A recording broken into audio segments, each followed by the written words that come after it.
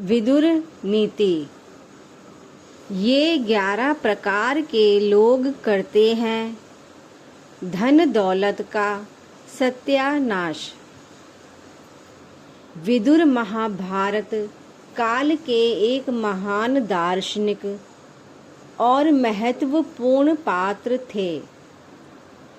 वे हस्तिनापुर के प्रधानमंत्री, कौरवों व पांडवों के काका और धृतराष्ट्र एवं पांडु के भाई थे, परंतु इनका जन्म एक दासी के गर्भ से हुआ था। उनकी नीतियों और बुद्धि विवेक के बल पर ही हस्तिनापुर नरेश धृतराष्ट्र निर्भर थे। विदुर अपनी दूरदर्शिता और छठी इंद्रियों के बल पर समय की नजाकत और लोगों के मन में चल रहे विचारों को जान लेते थे। नमस्कार दोस्तों, आपके अपने चैनल ध्वनि एक्टिविटी में आपका स्वागत है।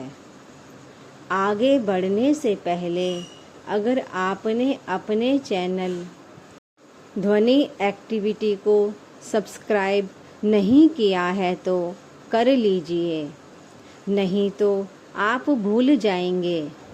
चलिए आगे बढ़ते हैं। विदुर ने अपनी नीतियों के जरिए महाभारत युद्ध को रोकने का भी प्रयास किया था। हालांकि वे इसे रोकने में नाकाम रहे। महात्मा विदुर ने विदुर नीति में जीवन के कई पहलुओं का जिक्र किया है। कहते हैं कि विदुर जी महाभारत काल के बुद्धिजीवियों में से एक थे। यही कारण है कि भगवान कृष्ण भी उनसे बातें साझा करना और सलाह लेते। महात्मा विदुर को ज्ञानी, साहसी, धार्मिक और सत्य के मार्ग पर चलने वाले व्यक्ति के रूप में जाना जाता है।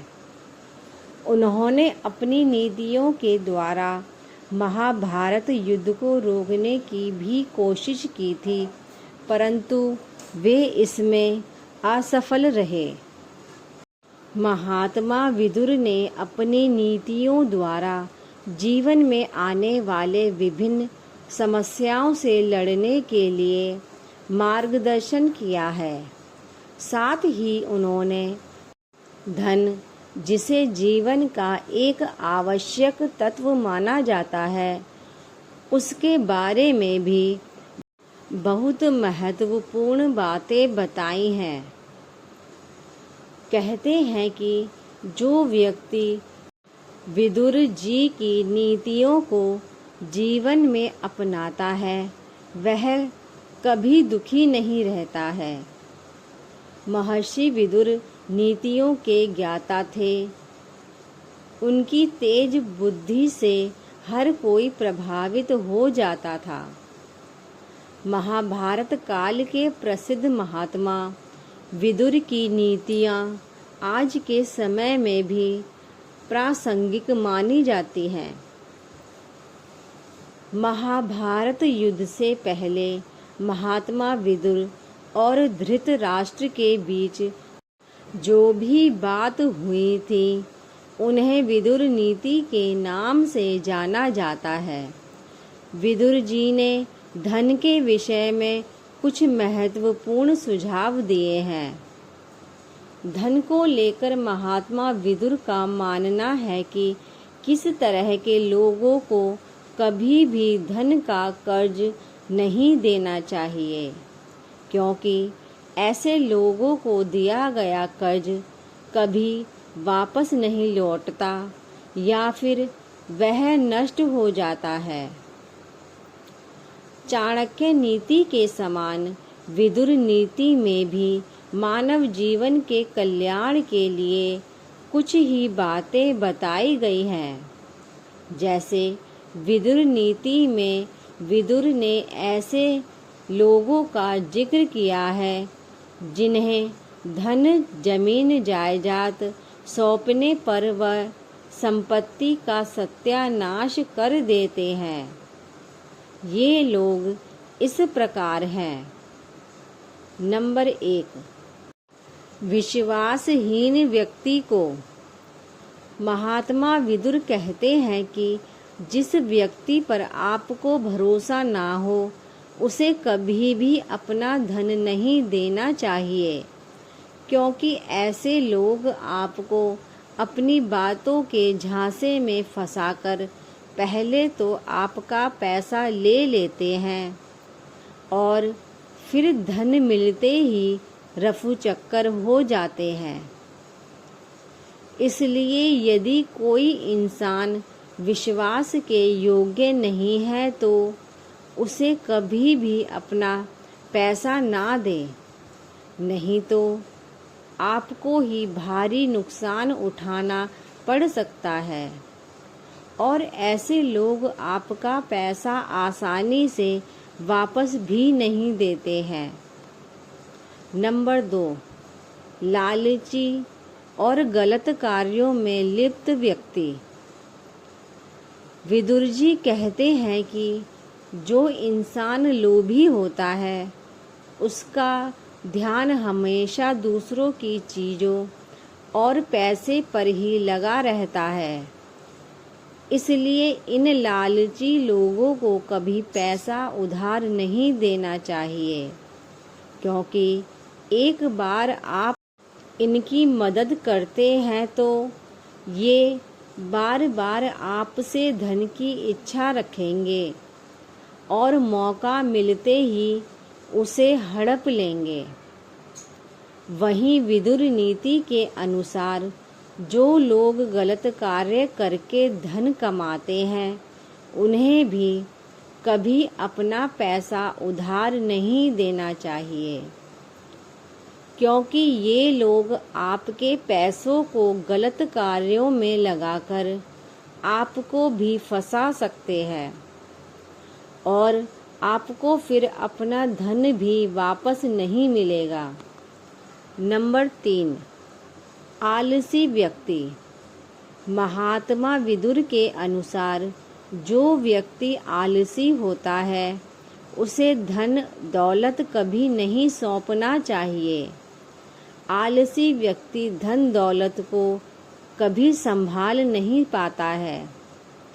वह जमा पूंजी को भी बर्बाद कर देता है और अपने कार्यों को लेकर गंभीर नहीं होता है। वह अपने कार्यों को आज की बजाय कल पर टालता है, जो कभी आता ही नहीं है। और यदि वह अपना कार्य दूसरों से करवाता है तो इस स्थिति में धन की लागत बढ़ जाती है। ऐसे में धन हानि होना संभव है। नंबर 4, अनैतिक काम करने वाला।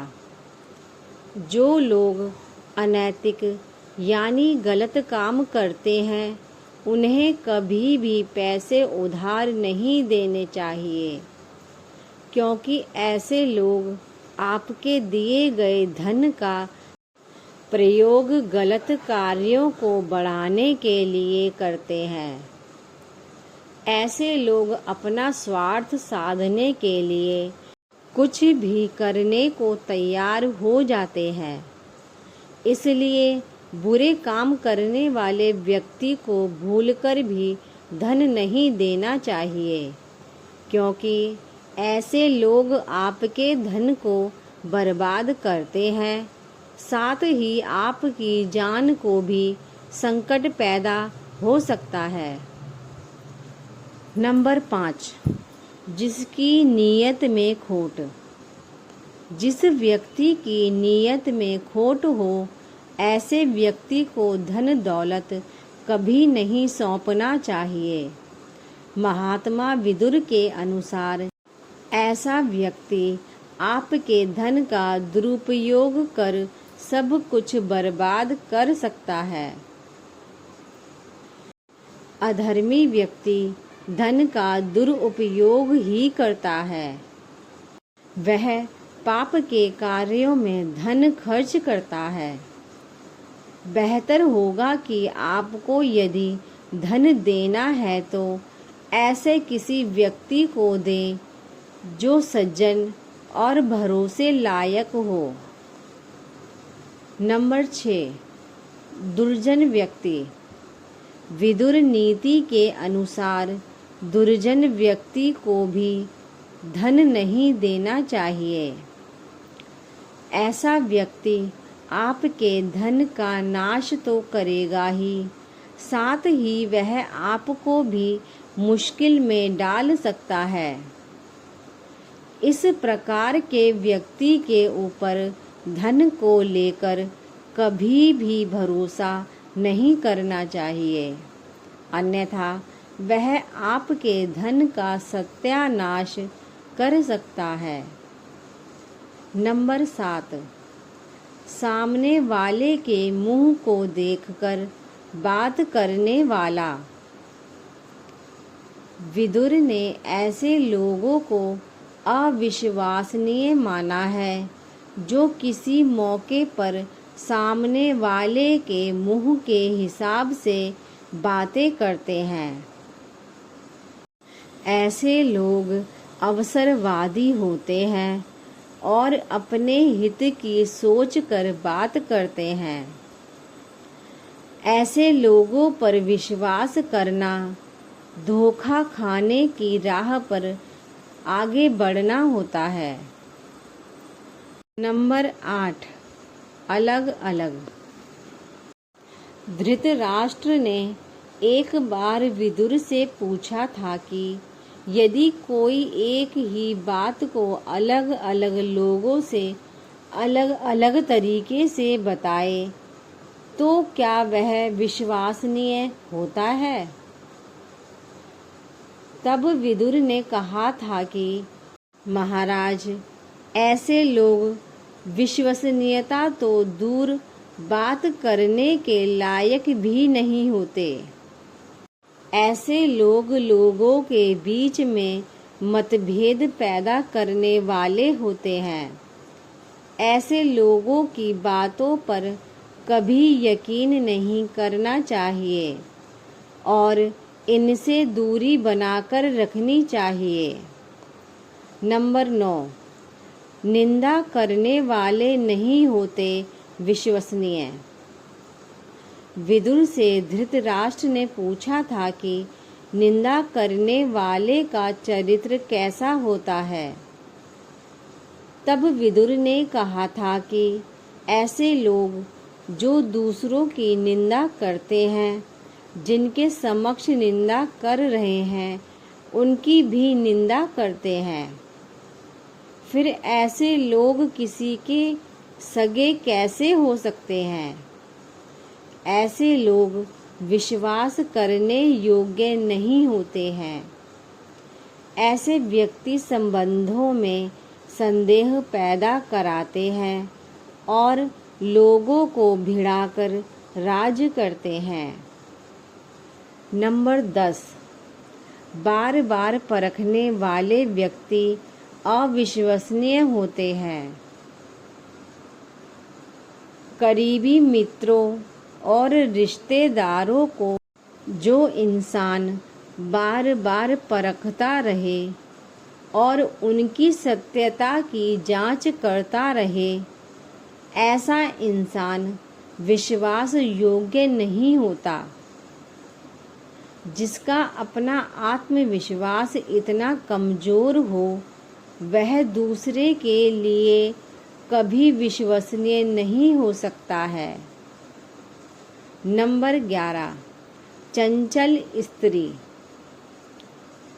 विदुर नीति के अनुसार चंचल मन की स्त्रियों को भी धन नहीं सौंपना चाहिए। उनके हाथों से धन के खर्च होने की अधिक संभावनाएं रहती हैं। इसका अर्थ यह नहीं है कि आप उन्हें अपने धन से वंचित रखें। बेहतर होगा कि धन देते वक्त उन्हें यह समझाने की कोशिश करें कि इसका सही तरीके से उपयोग करें। धन्यवाद।